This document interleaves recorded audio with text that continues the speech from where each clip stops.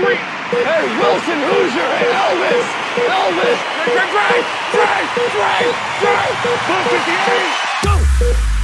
Welcome back to another episode of the Frisky Risky podcast. It is episode 10, and boy, Willie P, do we have some sports to talk about today. We got everything going on, and I think we're going to cover a ton of sports, too. We got football, NBA Finals, we got Copa for soccer coming up, NHL, the Panthers are up 2-0, and who gives a crap, because I just hope they lose to the Oilers, but they won't. They'll win the whole thing, so I don't even want to talk about that. But yeah, dude, we have so many stories, so many topics, so we are going to jump right in. I'm super pumped. Big happy day for me. My team, West Ham, is actually making early signings, so I'm rocking the West Ham polo today. But also the C's went up 3-0 on Dallas last night. So the Celtics, I know you were giving me shit because I am very much pessimistic when it comes to sports, and I know I have no right to be, considering the teams that I have worked for and love have won a lot of titles. But I just am. I always have been. I've always been like a don't count your chickens before they hatch kind of guy. But the Celtics seem to be taking care of business right now, and I love it. They're showing everyone why they're the best team in the NBA, why they've only lost 20 games all season, including the postseason. They're just the better team. They have more depth. There's a reason why they were the favorites to win the title at the start of the year. Even above my Denver Nuggets, given that it is very hard to repeat in any league, especially the NBA. And when Jason Tatum finally shows up in the offensive category of scoring, it's pretty tough to beat that team, especially when Dallas makes a late fourth quarter run after being down like 21 in the fourth and came back. I mean, if you didn't watch that game last night, I feel bad for you. You didn't even need to watch the first three quarters. If you just watched the fourth quarter, that's all you would have needed to see, because it was just that good of a fourth quarter. And we'll talk about it in a little bit, but Luka Doncic has obviously done everything he can except for play defense in that series, and that has been the underlying factor of why they are now down 3-0 and on the brink of losing the NBA Finals. So it's going to be a tough hole for them to dig out of. I don't think they're going to dig out of it. I've already gotten the broom and the dustpan ready, and I'm not even a Celtics fan. So sorry for anyone in Dallas that is listening and enjoys the Mavericks and thinks they still have a chance, but it's tough to come back 3-0, and especially against a once-in-a-lifetime, it seems like, team in the Boston Celtics. Yeah, man, it was. We'll jump more into it a little bit later in the episode. Definitely have some thoughts on the game, some thoughts on Luka, some thoughts on everything that happened. But Celtics are rolling. We'll get into it. Well, let's start out with, unfortunately, a sad story. I feel like every time we're on here, we've had another legend pass away.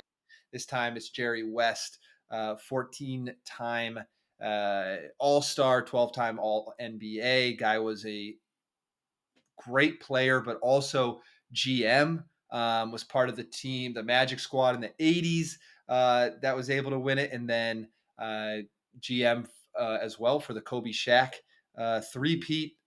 Guy has been a Laker legend for sure. Just sad all around. I know a lot of the NBA has been mourning and paying tribute to him. So yeah, man, just brutal. Yeah, brutal. Bummer. It's of course, the last two episodes, like you said, we've done. Bill Walton died, and then Jerry West died yesterday. He lived a good life, lived to 86, and like you said, he was a 14-time All-Star. I heard something yesterday that he was an All-Star every year he was in the league, which is just incredible. Dude was an absolute game changer. And it's a bummer. And a lot of people have been saying they should change the logo. I'm wondering what they will do now, if they're just going to keep it in his honor. I think they should. And it's obvious it's a great looking logo from the get go, but that in and of itself shows the career that he had in that league, and it's a shame. And of course, everyone will miss him greatly.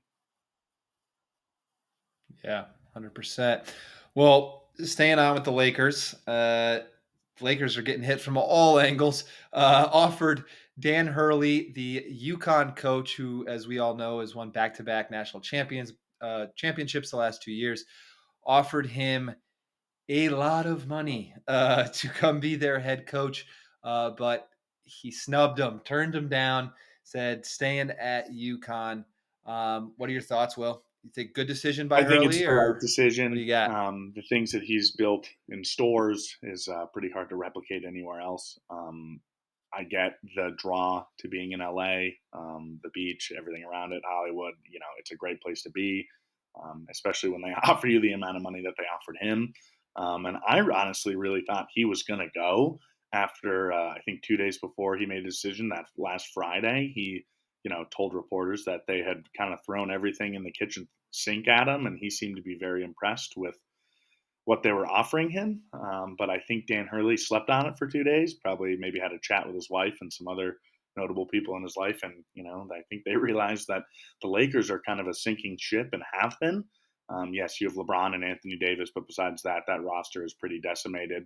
There are pieces that show up every now and again with D'Angelo Russell and Austin Reeves. But if I'm Dan Hurley, why would you reset your whole program in terms of you're right where you want to be with UConn. You've won back-to-back titles. You are bringing in recruits left and right. Your pedigree is top tier.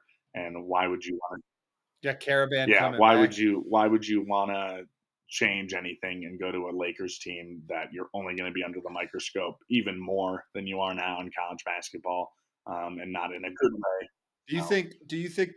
Do you think LeBron's input in everything had anything to do with him not wanting to go there? Like having his I'm sure. finger on all decisions, it seems, and things like that. Do you think he's like, I don't want to, if I'm going to coach a team, I want control of that team. I'm sure. I mean, nobody is going to question that LeBron James knows what he's talking about when it comes to basketball, but we have also seen what he does with head coaches on the multiple teams he's been on.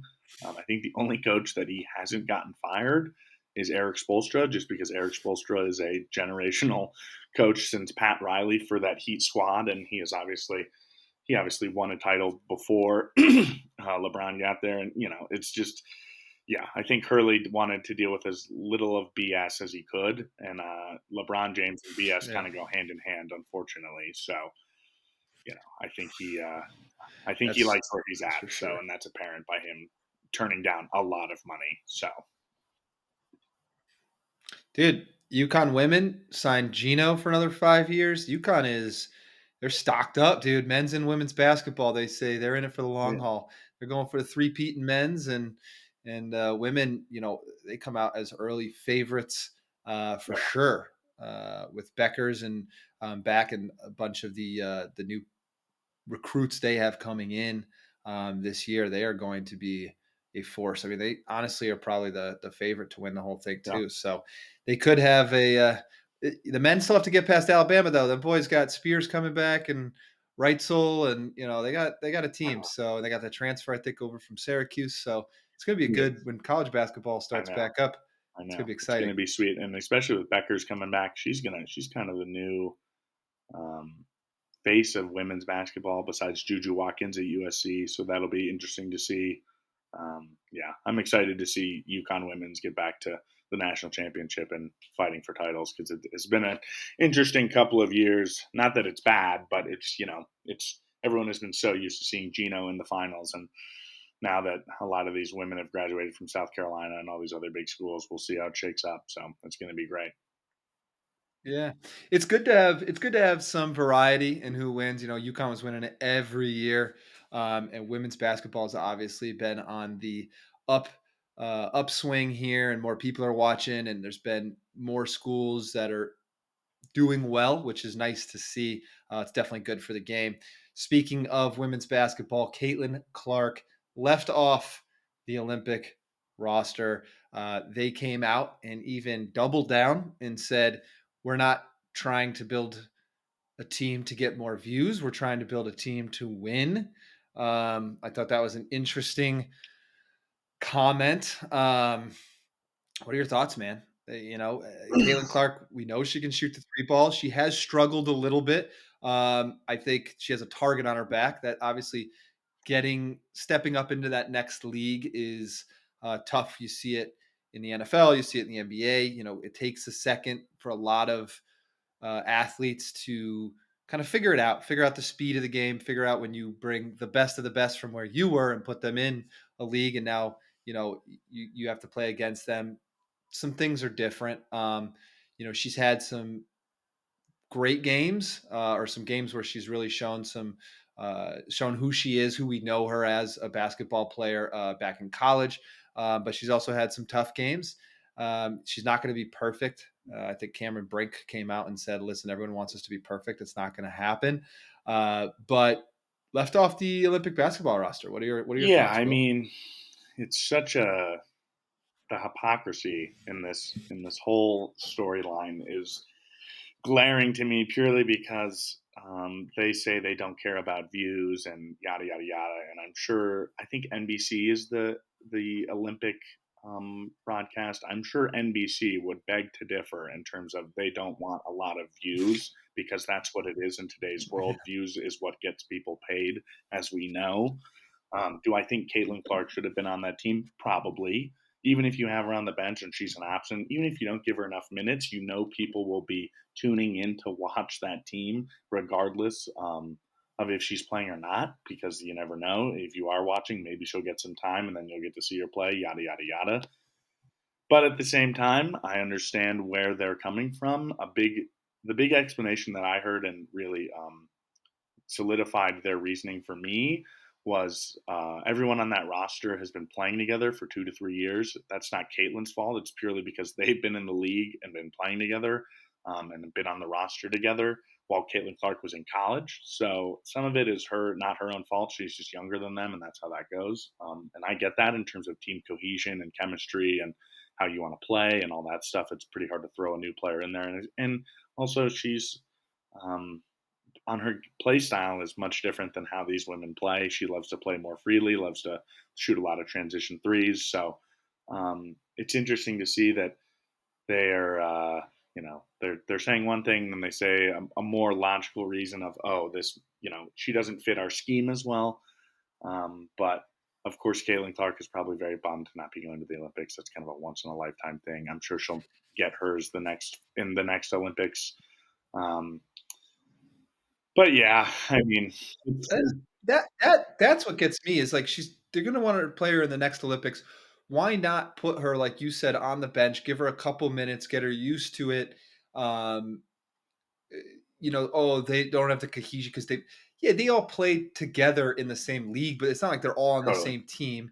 So I understand that in a way, but also most players when they first go to the Olympics, young players, What? they don't start, they get put in, they come in, they sit on the bench, they get a couple minutes, and she can shoot the three, and when she's hot, how hot she is. Why not bring her in? So if the team for some reason does get down and you need to go to the three ball, you have someone who is fire from Mm-hmm. behind the arc, and you could throw her in and maybe make a comeback. It doesn't make much sense. I don't know. It doesn't make much sense to me. Listen, I don't have to pick that squad, so it falls on them if it doesn't work. If it does work, they get the glory. But I'm not saying the team isn't a good team. I mean, you see the players that they are bringing in there. It's a good team. They should still win it, to be honest. But you wonder why Well, she's well, and not my part of biggest that. thing too that just kind of dawned on me is Diana Taurasi is going to be the captain, should be the captain of that team, given that she's dang near 40 and just old as heck. Still a hell of a ball player. Well, she's She's the the old, oldest or the most yeah, which Olympics. which she should be. This is no gripe on Diana Six. Taurasi, but we all know what she said before Caitlin Clark got drafted. She is not a fan. She is not a fan of this new wave, and again, no gripe on her. She's a phenomenal player, probably the greatest women's basketball player of all time. But I'm sure she chirped a little bit in those meetings at the board or whatever, and definitely gave her 2 cents. And also, the funny thing is, I'm sorry, but we're talking about women's basketball here. If the USA doesn't win the gold medal by a good margin, I would be pretty embarrassed to be an American because I'm sorry. Women's basketball is not a big sport in the U.S. It is becoming one, which is awesome, but it's also not that big around the world. And the U.S. women's team has enough solid players in the WNBA that I believe they should look like the dream team in the 90s and just go out and dominate these teams. And I get that you want to create a winning team, but it's not like Caitlin Clark is going to make that team any worse by any means. And we've seen it with the Redeem team with young LeBron, Chris Paul, Dwight Howard, Anthony Davis in the last Olympic, or I think it was 2 Olympics ago in Rio. He was young and he didn't play much. He played in blowouts, but he sat on the bench, got experience from Krzyzewski, and Yeah. again, could they? Yes, does that take up a roster spot on the bench? Yes, it does, and I get you could make the argument you could fill someone else on that spot who potentially will get more minutes. But like you said earlier, she's going to be in the next Olympics. Why wouldn't you expose her early and get her used to playing international basketball? But again, we don't make the roster, so we'll see how they do. And I can't wait to hear the fanfare and the noise if the U.S. women do not win a gold medal this summer, because it will be coming from every Caitlin Clark supporter in the league. So, It's Taurasi, like you said. I think they've asked her about it, and she's had some pretty. She had some comments that have made some headlines about the USA being the hardest team to make. Kind of snubbing Caitlin Clark and saying they're each a different dance that you have to learn. And I agree. And I mean, this is coming from you and me, who are big UConn fans. And I mean, I watched Taurasi at UConn. I mean, that's who I grew up with. Her, Sue Bird, like those. I was watching them, you know, way back when I was a kid growing up. My family, mom and dad both loved women's basketball and men's basketball, and we watched UConn all the time.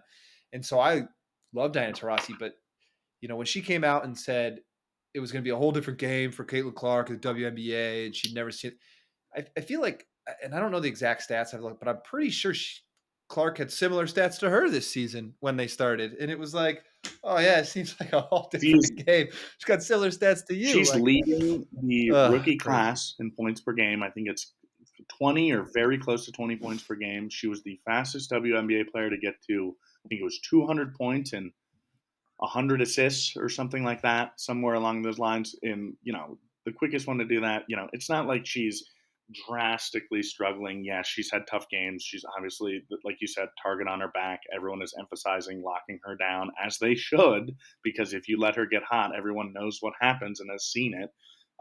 So, it is the WNBA is in an interesting spot right now, and I think if the commissioner doesn't say that they're loving it, they're a liar, because of the views that they're getting and the headlines that they continue to make day in and day out. I think that's why Angel Reese is saying the things that she is saying. It's a whole cauldron of these women that are finally getting the exposure that they deserve, and this league is getting the exposure that they deserve. But it also seems like they are having some growing pains in how to handle it and how to deal with these storylines, because it's been a very polarizing conversation. It seems like you're either on the side of Caitlin Clark or you're on the side of not Caitlin Clark, and you believe everything else that everyone else is saying. So we'll see how it develops. Yeah. I'm sure next season it'll be a little different, but who knows? I just hope the U.S. We can all thank social media for that. Yeah, no, literally. And, I just hope that the U.S. women's basketball team made a correct decision in their roster. Again, I don't know how to pick that team. I'm not. Dude, they better win, or else there's going to be a lot of backlash. Yeah, they're going to crush. That's how I feel with the men's roster as well. We don't have nearly as many of the star-studded superstars that I would have liked, but also a lot of those big names are kind of reaching the end of their careers. So I understand why they don't want to play in the Olympics, which is considered an amateur's event, or at least used to be. So. Yeah, but that's the expectations with USA basketball, men and women's, where they're expected to win. So talk about being under the microscope. They're going to be there in Paris. And when does that start? Does that start next month? Is that July? It's got to be July. It can't be August. Yeah, it is. No, it's July. It's so funny. We don't have football. Basketball's about to end. Hockey's about to end. And I was sitting here talking to you the other week thinking that we were going to kind of just be watching baseball, which isn't the worst thing in the world, but it's my least of the top 5 sports and professional sports. And now we got 2 major soccer tournaments, the Olympics. Yeah, Yeah, it's All gonna. you No, gotta do, we're heating up comment. again. But It's great. we're heating up, and those are all great sports. But let's talk about maybe the number one sport of all. Joey Oh man, Chestnut left out of the Nathan's Hot Dog 4th of July contest. Banned. Banned. Not just left out, banned. about losing Uh, ratings. My God. could this be the worst decision that a organization has ever made? To leave out Joey Chestnut. It's not even, people don't even know it by the Nathan's hot dog eating contest. They know it by Joey Chestnut eats more hot dogs than everyone else every year.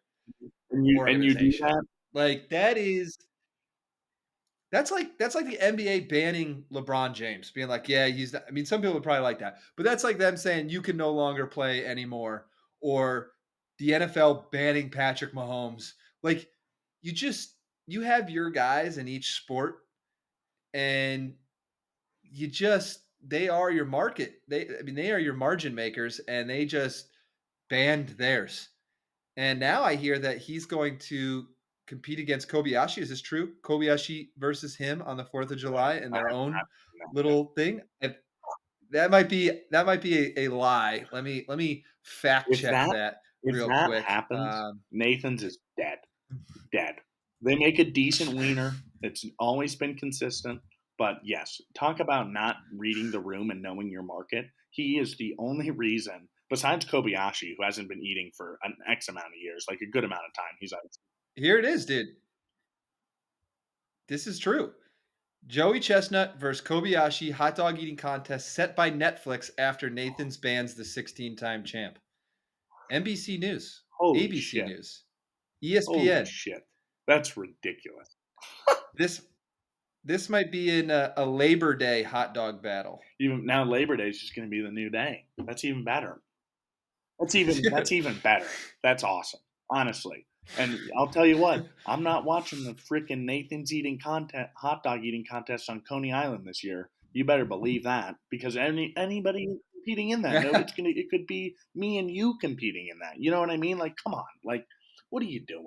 And Dude, those the ratings are ratings gonna are going to fall fall. fast. The reason they didn't want to pay him, and it's like, okay, so now you're too cheap to pay the one dude that has made you relevant. Well, good on you. And they said it was because he joined or signed with a rival hot dog company who makes vegan hot dogs. They're not your rival. Anybody that likes a hot dog isn't all of a sudden gonna be like, oh, Joey Chestnut likes these vegan dogs. Like, I'm just gonna eat a vegan hot. Like, that's just. I'm sorry, that's not how that works. Especially eating Absurd. just crazy. Absurd. And I cannot believe. And of course, none other than Netflix picked up the new contest. No, the amount. Remember when they would freaking quick side note when you would get your DVD in the mail, and now they're doing Netflix specials Oh of yeah. all these different comedies, and now Tom Brady yeah, the roast, roast. all this stuff. And now, of course, they have the two greatest hot dog eaters of all time on Labor Day going at it. That's going to be ridiculous. That's going to be awesome. I can't wait for that. I'm going to put that in my calendar. I got to look up the date, but if it's Labor Day, I'm going to put it in my calendar. That's going to be. Joey Chestnut hit the equivalent of Hold My Beer as soon as he got banned, and was like, Netflix, me, Kobayashi, Labor See Day, you see later. you later. Put it We're in the about to history get book. about to Floyd Mayweather, Conor McGregor, the Yeah. Nathan's hot dog contest, and I'm about to make so much money with Yeah. Kobayashi Oh, yeah. They ourselves. probably, they won't even. I mean, they're gonna try, I'm sure, but like both those dudes are like, who cares who wins? We're both getting paid. Good for them, My Oh yeah. No, yeah, they don't. That's unbelievable, man. Well, let's move on to the NFL. The NFL, we have actually quite a bit to cover. Just in today, Falcons, a little bit of trouble. A little bit of trouble for their Kirk Cousins uh, early talks. They now have to forfeit their fifth round 2025 pick, pay $250,000, and their GM has to pay $50K in fines. To be honest with you, it doesn't seem like that bad of a punishment for an NFL team. Like, fifth rounder, $250K, which is nothing to them. Um, Do you think the NFL maybe said, you paid 180 million for a 36-year-old quarterback with an Achilles tear, and then you drafted Michael Penix Jr. anyways? You've kind of shot yourself in the foot. You've sucked ever since you lost to the Patriots in the Super Bowl, and we don't even have to fine you because you hurt yourself enough. I think that might be what they're saying. Pretty much seems like it when you, again, like you said, only fined them 250K and the GM got fined 50K. It's like, so now, and the problem that I have with this is, this kind of now sets a precedent in terms of a little bit. Like maybe more teams will be like, oh, we can kind of get away with this a little bit. It seems like, and then if someone else does this in terms of tampering in free agency and they get a worse punishment, they instantly have the argument of, well, then why didn't you give this to the Falcons?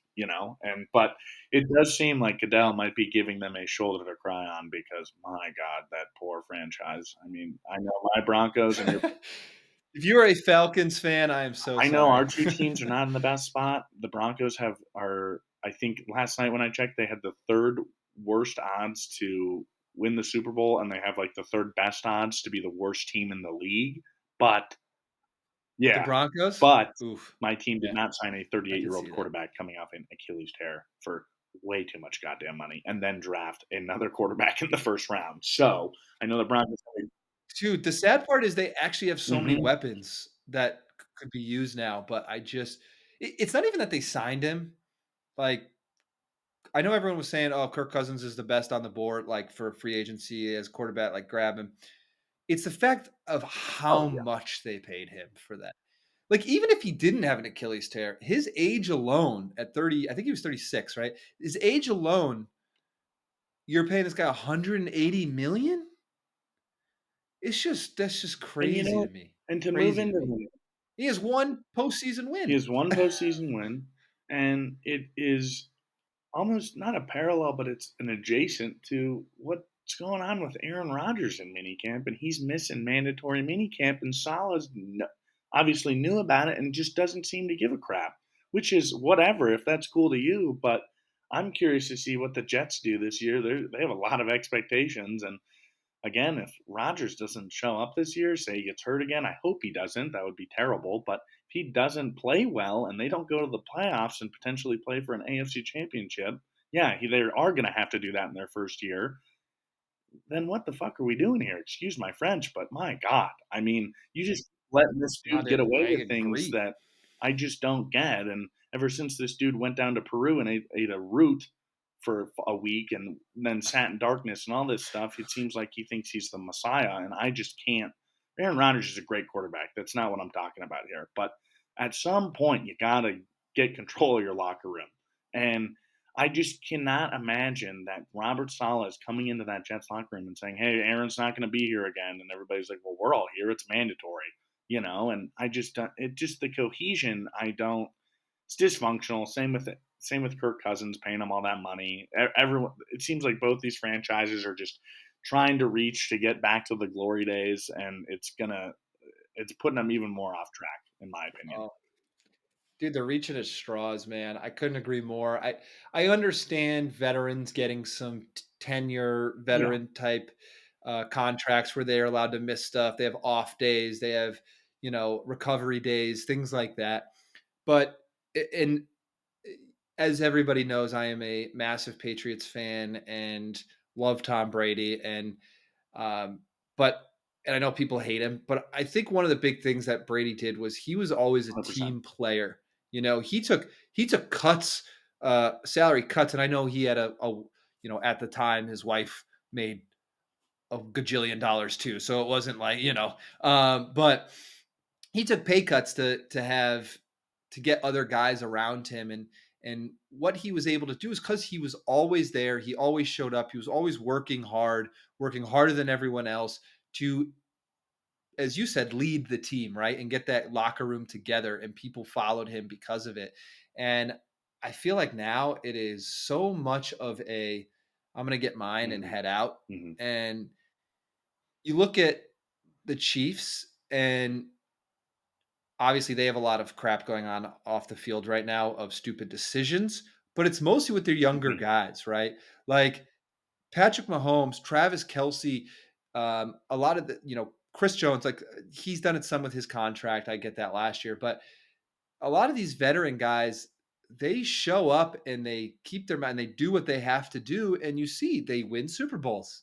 They are like the media obviously made this huge thing with the Taylor Swift and Travis Kelce. And you know how I feel about Travis Kelce. I'm not a big Travis Kelce fan at all. And I think I've even said, I think he's a me guy in a lot of ways. But what I will say is, you know, in his defense, is he did come out and he's like, in a weird way, but, you know, give Load me, on me. put the Put team on my load on me. back. That's what he Yeah. said. Put that load on I'm going to me. say, put the team on my God damn. back. Put the team on my back. And, I'm going to run it till the wheels Yeah. fall off. And a lot of guys don't have that mentality and they're not going to win Super Bowls because they don't. And Brady has said that. He's met with some of these younger guys and he said that they showed one of his meetings he had with them. He's like, everyone's about the social media and the brand, their own brand. And he's like, that's great. If that's what you want to do, Yeah. make your money, but you're probably not going to Totally. win Super No, Bowls. totally. That's just because you're not going to have the Totally. team chemistry. Yeah. I mean, again, I'm not the biggest fan of Kelce purely because I've lived with him in my division pretty much his whole career and as a Broncos fan, and he has just been a nuisance in the middle of the field. But I do respect the hell out of him for coming into training camp or mini camp and, just yeah, he's all business, man. I get it. He has a lot of distractions. He definitely likes to party. He has his fun like Gronk, but he has it when he needs to and when it's allowed in terms of when it's appropriate. And look at him now, man. He came out Yeah. with another Super Bowl. They went back to back. They're looking to go for the fabled three-peat, and he looks good, man. He looks. I mean, that's what I want to be hearing from my veteran guy, So Yeah, that's a really good point. They have distractions off the field, but when it's they're time locked to in, man. focus and turn it on, that's when they lock in. And Gronk, like you said, Gronk was the same way, man. Yeah, Edelman, they totally. like to party. There's videos of them doing stupid crap and partying, but when they hit that facility and that locker room and that field, it's a Mhm. switch and they just turned it on and it was time to go and they didn't miss. They were there. They showed up for their squad. So it'll be interesting to see how these guys do, how these teams do, especially with these guys missing some of this. Speaking of Brady earlier, jersey retirement Mhm. yesterday. Listen, I don't think there is another player in the past in the NFL who's deserved his jersey retired from one particular team more than Tom Brady and what he did for the Patriots. Big turnout from what I Mhm. saw. A lot of his old teammates Mhm. showed up and were there for him. After that Mhm. roast that he did, I think it was uh, a nice change Mhm. for him to get up and get a lot of respect. I know that roast and everything was in respect to him, just in comedy. Yeah. I love that. I loved it. I thought it was hilarious. But I think it was great for him. I think he's very well deserved, and Are I'm the super happy that they did that I because didn't see. Are the Bucks gonna retire his jersey too? I don't know. I didn't see Well, it that. was only I three mean, obviously seasons went or there whatever. won the ship for him, but if they didn't, I don't think I wouldn't see why. He won a ship, but I mean, people have won championships at everywhere and they don't get their jerseys retired. Um, I think you have to make a massive impact. So I think it'll probably just be the Patriots. I think that's what he wanted Mhm. too, right? I don't think it would mean as much to him if the Bucks retired his jersey as the Patriots I retired saw his this. jersey. I I saw a think they're going to graphic miss. 2 days ago, and it was for all the 32 franchises in the NFL. Their win percentage, their total win percentage as a franchise, and then it also showed how many Super Bowls they had won. The top team was the Cowboys. I think the second best team was the Patriots. The worst team with the lowest winning percentage as a franchise was the Bucks at 41%. Everyone near them in that statistic did not have even one Super Bowl, and they have two. And that just shows you that is ridiculous. I just saw that number and saw the two Lombardi trophies under it, and I was like, that's outrageous. Could you imagine losing half of your games as a franchise in franchise history and you still have 2 championships? That's absurd. So, good on Brady. That would be my only Dude, that's argument. Gruden and Yeah, Tom Brady. man. So, and wasn't Gruden was Gruden the coach when they won their first one in like '02? Pretty sure. Yeah, I think against the Oh man. Raiders, right? Oh man, that poor guy. Not actually, but it's wild to think that not Not actually at actually. all, He but it's just deserved it, wild to but think that Gruden used to be such a big face. And I mean, when did that happen? Was that 3-4 seasons ago now? It's been a minute, it seems like it's been forever, but I think it's 2 yeah, or 3 just because McDaniels took oh, over that's the right. Raiders And and then then just blew it, blew it and again. He is yeah, notorious for that, but that's how that goes. yeah, So, uh, yeah, he liked to he killed your team and then killed the Raiders. uh, God, it's so crazy because he's such a good I know. offensive coordinator, dude. McDaniels is so good. When he was with Oh, Brady, it was stupid. and even without as good as Brady was, Brady would be the first to say it too. Like McDaniels is a massive part. Like he is a fantastic offensive coordinator, but God, when he gets a You just head can't. coaching position, There's too much going he on just or something. runs it into Yeah, the ground, it's man. ridiculous. You can't hire a staff. You can't do a goddamn thing. It's a damn shame. But anyway, Too. Let's talk about some fun though. Christian McCaffrey Madden cover, dude. I think he tweeted out that it was a dream of his as a kid. Finally came true. Every young kid plays Madden that loves football, loves it. Now they're coming back with mm-hmm. NCAA, which is going to be so sick because I loved that game back in the day. CMC, obviously, I mean, the guy is One. an absolute unit. Just a beast of a running back, can do it all: run, catch, throw it. I mean, this past year he had the passing touchdown, rushing touchdown, and receiving touchdown all in one game. So, no one more deserving. Will he get the Madden curse, though? Is the question. I hope not, purely because we're finally seeing him healthy for a full season. And of course, now Madden is like, oh, let's give him the cover. And if I'm a Niners fan, I'd be so goddamn pissed. I'd be like, you got to be fucking kidding me. Like, after the season we had, and it's only going to get harder to get back there. CMC looks like the guy that you traded for and why he was the first overall pick and yada, yada, yada. And now you do that to him. It's like, man. So we'll see. He has been cursed so early in Yeah, his career at the maybe Panthers, though. Maybe he got all that out of the maybe system. all the juju has turned his way because of just like you said, he had such a terrible start to his career in terms of staying healthy. But yeah, I mean, he's got that. Well, it's the Saquon Barkley, Yeah, same thing, right? They overused him yeah, at the Panthers. I mean, the guy was their only yeah, option. Then he goes to a team like the 49ers where they can spread it around. There's other options. Still used a ton, but not as much.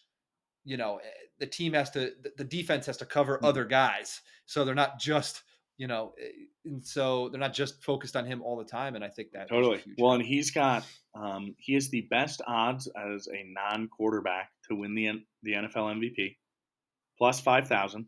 Talk about some juice.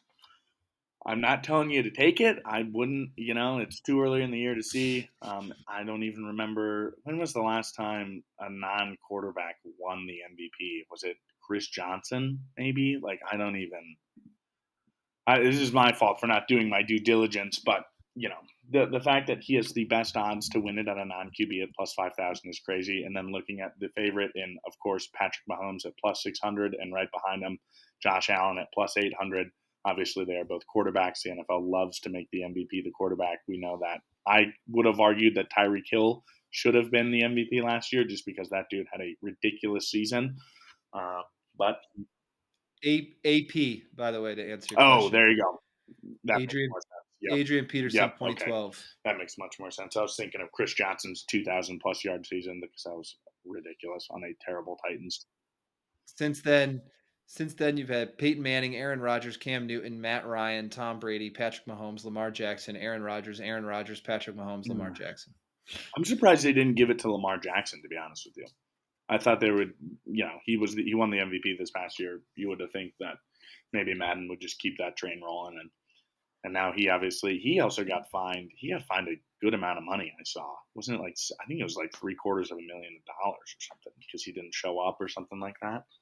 A lot At that point, there's quite a few guys like that who they're just like, "I'll figure it out in my contract." You know what I Yeah. mean? I Later mean, he on. has plenty It's of money. like I get I do get it from an injury standpoint, right? They don't want to get injured and then going into contract negotiations. Now, the teams that they're doing the negotiations can be like, "Oh, well, now you're injured, so we're going to give you less money." But Lamar's not going into. No, I mean, that's weird that he didn't show I up. don't know. Why he Well, didn't and show up. the whole thing is he lost a bunch of weight and is leaner, and he's supposed to be quicker and more agile. And I'm a little worried he's going to get hurt. I don't know.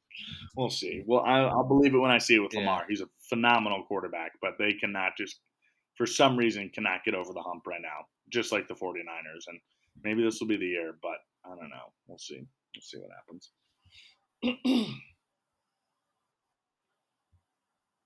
Yeah. Oh, the That's last thing interesting. too. Sam Darnold. Kevin O'Connell named Sam Darnold the starter just for training camp, which I thought was very interesting. When I first read the headline, I thought they had already made him the starter, and I was going to talk to you about it and be like, that Yeah. seems a little early, just because why not keep working out, JJ McCarthy and see if he can't turn into something. But from what I read, it sounds like O'Connell's doing it to, turn up the embers a little bit, get the fire going under the other three remaining quarterbacks in that quarterback room besides Sam Darnold, and get a legit quarterback competition going. So we'll see what happens.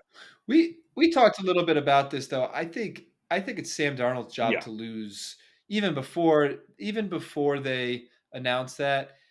JJ McCarthy to start the season as the QB1 is going to have to absolutely show Mm-hmm. out in camp and preseason, I think, to win that job.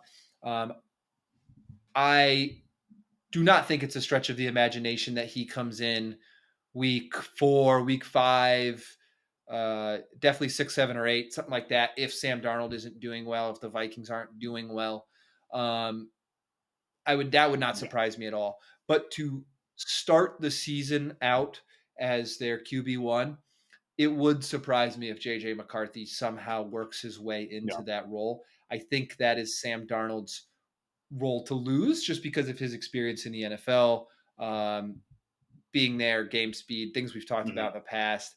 I think I actually, I know a lot of people hate on JJ McCarthy, and I do think he'll be a decent quarterback in the NFL.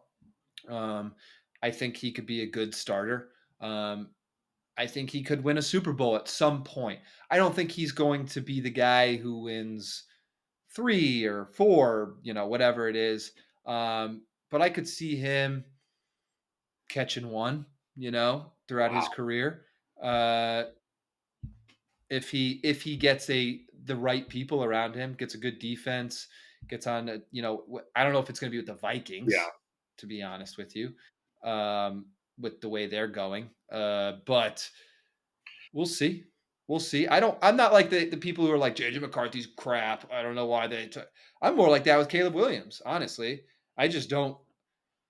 I just don't see what Did everyone you sees see in that Caleb clip? Williams right now. Like, he's going to Did have you to see show that me clip because and hear the audio of Keenan Allen catching a pass from him the other day and mini he goes, yeah, he's like, oh yeah, hell yeah, no. and just like you saw, I mean, that's one clip, but yeah, I mean, I can't wait for football, man. It's going to be such a good season this year. I hope just it's just a crap fest, and I think it's going to be. But oh man, Dude, when you have Herbert throwing to you yeah, for all dude. those years, and Oh then you go to man, some he's probably like, rookie God who, damn it. yeah, dude, Like, why did I take all this money? Why am I so greedy? I could maybe, and of course, he leaves. They get Harbaugh. Like, they finally get a competent coach.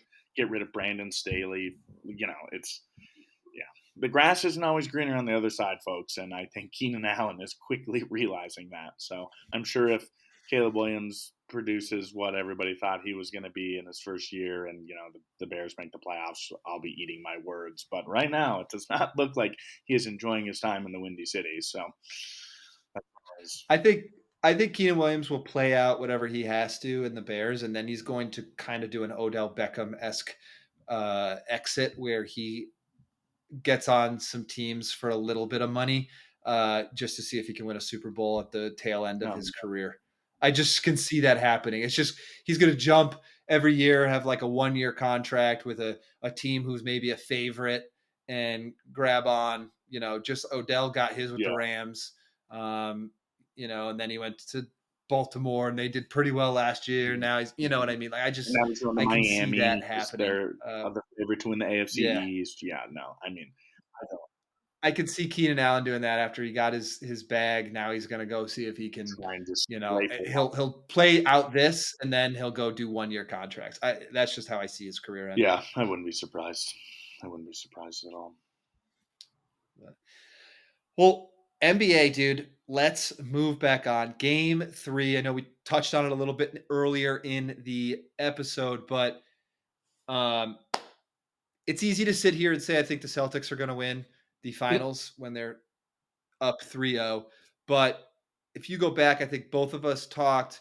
Um, I was a little bit more pessimistic prior to the making it to the finals, just because uh, Boston teams, as good as they are in the history of sports, the Bruins have blown it now the last 2 years after being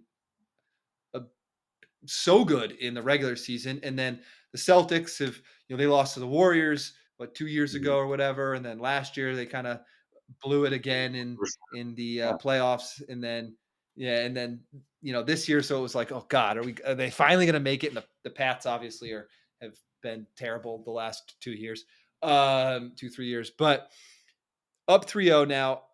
I think I can confidently say that, and you touched on this too, that the Celtics as a team are the better team. I think that the best player on the floor is Kyrie.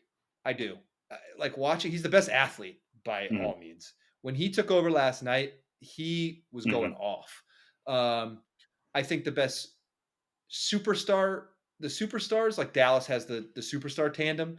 But I think at the end of the day, when you look at basketball in the sport, and this is one of the reasons that Kentucky has had trouble in college basketball, and UConn is doing so well right now, is because it is a team sport, and your role players are the people who really need to step up.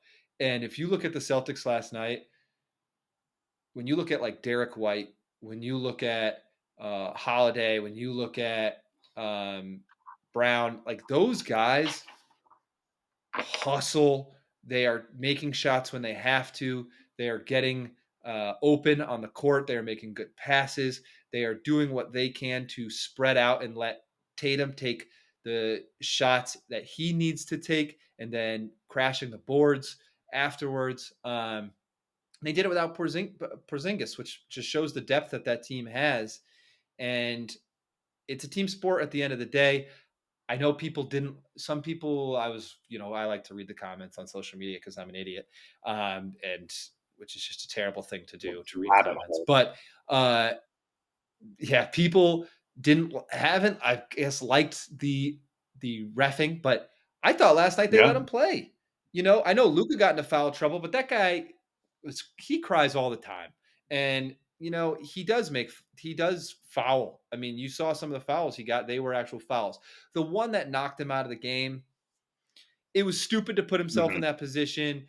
Do I think they could have let that one go? Probably. It wasn't awful. I mean, at the end of the day, with what they had been letting go, I think they probably could have let that one go. But I thought they let them play a little bit harder basketball, which I like. I saw one comment that was like, they didn't call any reach-in fouls. They didn't call any of this or that. And I'm like, that's a Yeah. good thing. Why would you want them to stop the game Yeah. every 5 seconds? No. I don't want that. So it was nice to watch. I thought it was a good game. I thought there was a lot of lead changes. It was close. Came down to the end. Obviously, yes, it's easy to say the Celtics will probably win now. I think Dallas will take the next game, to be honest. And then the Celtics will probably take it in 5, would be my guess. But we'll see. What are your thoughts? Just to start off, it's ridiculous that that game even turned into a game. To be honest with you, Dallas came out very hot early, and then Boston showed that they're like you said, the better team all around. The way Drew Holiday was guarding Kyrie Irving, even though he had 35, he is arguably the best defender in the league. He's locked down. when he needs to be, as well as most of that Celtics roster. And it is remarkable that Dallas somehow made that ridiculous run in the fourth quarter to make it a game. I mean, they only ended up losing by 7 when they could have easily lost by 20 or more. Luka, nobody will deny that he is probably the best player in the league offensively. He can get damn near any shot he wants. He hits a step back three like he's brushing his teeth. But it's the other end of the floor that makes me worried, and that is the biggest reason why Dallas is in the position they are, besides the fact that their role players are not nearly as good as Boston's. And when Kyrie and Luka do not have a good night,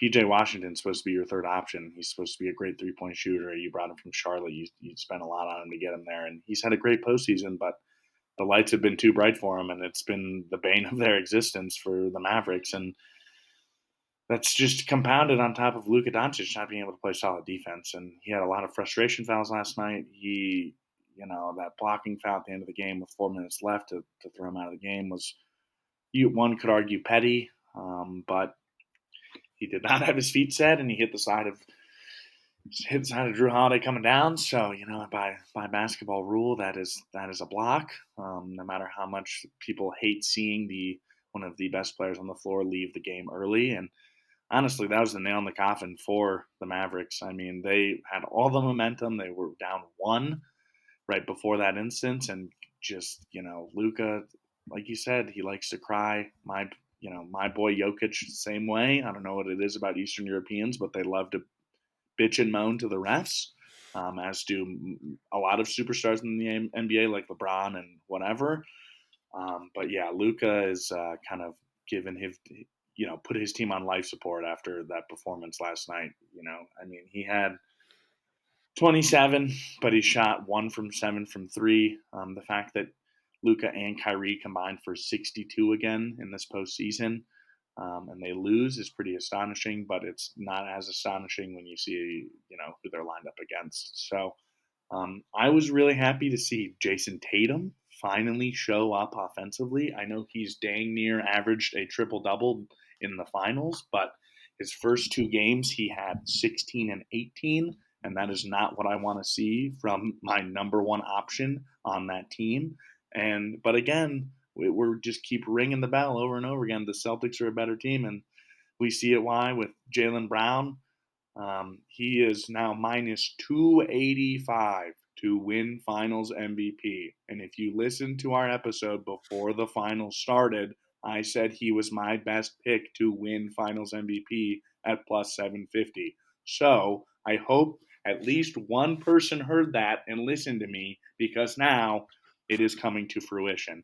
Jason Tatum has had he's had a fine finals run. Again, he's almost averaging a triple-double. That's awesome. He's impacting the game in other ways when he can't score, which I applaud. But when you shoot, what did he go? He went, I think, 4 for 13 last night from 3, and he still had 30-some points. I mean, good for him, but Jaylen Brown has been the real catalyst for that team on top of Boston's stellar defense. Obviously, Kristaps Porzingis was a great addition in the one game he played, and now he is done for the foreseeable future with that. I don't even know. How do you say what he injured, Tyler? Is it He has a medial torn retinaculum. Of So course.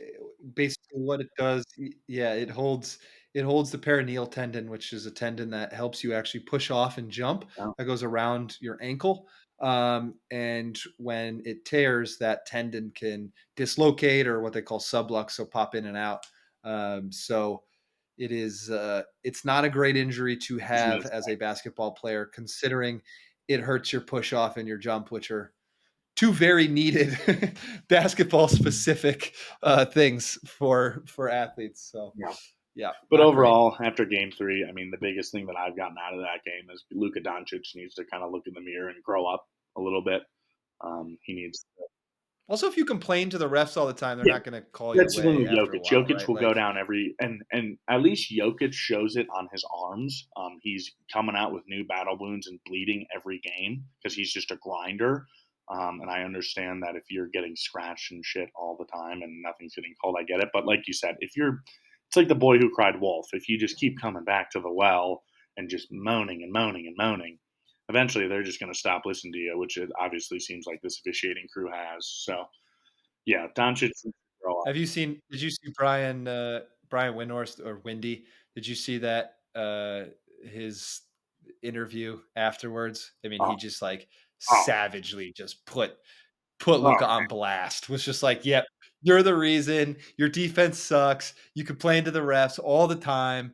They don't want to listen to it anymore. You're yelling at your bench to challenge it. Then you lose the. He's just like, you, like you have such great qualities, but you are way too yeah, no, immature. 100%. Like, oh man, just absolutely You're the blasted him. face of this franchise. You were what many consider to be the best player in the league, and then you're doing childish bullshit like that. It's come on, cut it out. It's like, and this is what he's gonna need. I mean, especially if they get swept. I mean, Yeah, everybody loved live and you learn. him drinking a beer after winning the Western Conference Finals, and then of course his. I think it was either the VP of basketball ops or one of the very high up guys in the front office came over and took it away from him, and everybody was like, "Oh, what?" It's like, well, you're the face of a franchise, and it looks cool, and most people don't really care that you're drinking a beer because you're an adult, and I get it. It's a great way to recover quickly after doing a workout. But it's just it's the little things, and I think he's going to come into this off season, and he's going to have a lot to face. He's going to a lot of music blaring in his ears that he's going to have to answer to, and I think he will. And if he won't, then that's a damn shame. He's still a great basketball player, but I have a hard time believing that Luka Doncic is going to remain to keep this attitude and the way he handles things. And also too, how I think he's early 20s. Like it's not like he's an older dude. I'm not trying to give him Yeah, not trying to he's give got him an time. excuse, but I will give him the benefit of the doubt in that this is his first finals. This is he's been to one Western Conference Finals before that in the COVID bubble. And I get that things can go to your head when you hear all these things like you're the best player in the league and yada yada yada, and so. But unfortunately, they're just playing a much better team and a team that has been the wagon all year. And I'm just going to bring it in right to my game 4 bets off that. I'm taking the Celtics to sweep. I know you like Dallas to get a little gentleman sweep. Um, but it is a little risky. It's plus 100 right now. It's probably going to move, so I'd get it when you can. But I love the Celtics just to win on the money line plus 100. The public hammered the public hammered the Celtics last night in Game 3. That made me think, Vegas is Vegas for a reason, and they're not going to just let the public walk in and take all their money, right out of their pockets. But Vegas was I think Vegas is cool either way because, the Celtics ended up winning last night at plus money. They're dang close to plus money again. I'll ride with those boys until they show me that I can't. And do I think the Mavericks are going to lie down in Game 4? No, I don't. But I do think the Celtics will close them out pretty quick. I think after the first quarter, we will have a pretty solid reference as to how the rest of that game will go. In terms of if Dallas comes out early, makes shots, Kyrie's looking good, Luka's looking good, not bitching at the refs too much. They're playing team game. They're two bigs and Lively and Gafford are playing well. Maybe then Dallas can push it back to Boston for one more. But I do like the Celtics on the money line. I feel really good about that. Another one that I feel good about that's also plus money is Jaylen Brown over 6.5 boards. He's hit that in his last 6 out of 10 games. He, again, is going to be finals MVP. He's been playing out of his mind. He's kind of been picking up the offensive slack for Jason Tatum and his other his other companions on the Celtics. For him to get 7 boards in a closeout game, I think is not a cakewalk, but it's pretty dang close. He's going to have to do that if they want to try and end this series in Dallas and not have to get back on that plane and go back to Beantown. So. And my other one for the risky plus money is one that's been an up and down for this playoffs, but it has produced more than it has not. In Kyrie Irving going under 3.5 rebounds. He had 3 rebounds in the first quarter last night. Didn't get a single one after that. It's plus 118. It's definitely much riskier than the other two. But if you want some juice and you like trends, which I do, I would take Kyrie to go under 3.5 rebounds for sure. Yeah, There it is. and then I Got do. more? I have some. Those. I don't know why. Normally, I do my Frisky first and then my Risky, but I just had to. It just works so well to keep glazing. It's the Risky Yeah, Frisky there you go. podcast Little today. change up in episode 10. And then for my my my three that I feel much better about, they're not plus money. It's you're going to be taking a little bit of a loss in profit, but it's because I feel good about them. First one is Luka Doncic over 3.5 threes. It's a minus 132. Um, that's hit 2 out of 3 times in this finals alone. I know the sample size is much smaller, given that we only have 3 games, but I like him to do that mostly too because he's got his back against the wall. What's that dude going to do? He's going to shoot the 3. He's going to have to if they're going to want to win this game and try and at least extend the series for another game. And Vegas also thinks that as well at minus 132. So I would take him over 3.5 threes. The next one is Al Horford over 1.5 threes. They still don't have Porzingis. Obviously, he has been kind of the father time of the Celtics. He's been around for a long time and he's been playing well. Game 2, he hit I think 7 threes or something like that, something close to that, which is remarkable. Do I think he's going to hit that many again? No, but for him to hit 2 in a closeout game where Dallas is going to need all of their players to show up and contribute, I don't think him hitting over. I think him hitting over 1.5 threes is very doable. And again, so does Vegas as well. That's minus 142. So the odds aren't the best, but it's still, you're still making money. You're still green is green, and you can't get too upset about that. Moving into that, my last one, like I said earlier for Dallas, Gafford and Derek Lively, they're 2 big men, are going to have to play well, complement each other, and kind of do what they did in the Western Conference Finals and earlier in this playoffs, where when both of those guys have double-digit scoring games, Dallas has a very good chance to win, mostly because Luka has a lot of pressure off him, same with Kyrie. That being said, Gafford's point line is 6.5. It's minus 122. I really like him to go over that. I think 7, again, their backs are against the wall. Gafford's going to have to get aggressive. It's if they want to keep this series going, it's what's going to have to happen. He had 6 last game, so obviously that didn't hit. But in the first other 2 games, it has hit. So another one of those 2 out of 3 scenarios so far. I know the sample size isn't the greatest, but I feel good about those just because Dallas has nothing to lose at this point. So, I mean, what more teams? Yeah, they got to go all in. They got to throw everything they got at them. Pull a Dallas Cowboys and go all in, but do nothing about it. Go all in. Spend everything, but don't get any free agents. I love it, man. Well, the Frisky risky bets for the viewers. Listen, Willie P's just been making that cash, dude. So, get in on it. And I'll give you Get one in on more it. sneak play for tonight. We didn't really talk much about the Copa America or the Euro for soccer, but the Copa is kicked off by Canada and Argentina. I would not touch Argentina on the money line because it is minus 400 as it should be. But I would say if you want to put any money down, I'd put money on Messi to have a goal or an assist. He's going to be the focal point of that offense as he always has been. And he's just the best player in the world, even though he's maybe not now, but with Mbappe. But you know what I mean. He is still a very high caliber player. We've seen it from Ronaldo too. In their last friendly against Ireland, he had a brace. So even though these guys are old and they're on their back half of their careers, they still love to play international football. And I would be shocked to not see Messi get in either on the scoring or provide the scoring in tonight's first opening game for the Copa America. Yeah, he did come out and say that Inter Miami would be his last team. Good. So this is where he will end his career. But internationally, yes, he does love playing there, and he's always seems to be in on every goal that Argentina has. So I like that as well. Well, listen, guys. Come back, read our newsletter, read thepredictors.com, all the articles there. But make sure you come back, keep listening to the podcast because we are giving you all of the water cooler knowledge to go in and argue. All the people who have ideas that are different than ours. Because guess what? We're right and they're wrong. And if you think we're wrong, let us know on social so we can battle it out. But if you think we're right, follow us there and tell us we're right there. So keep listening.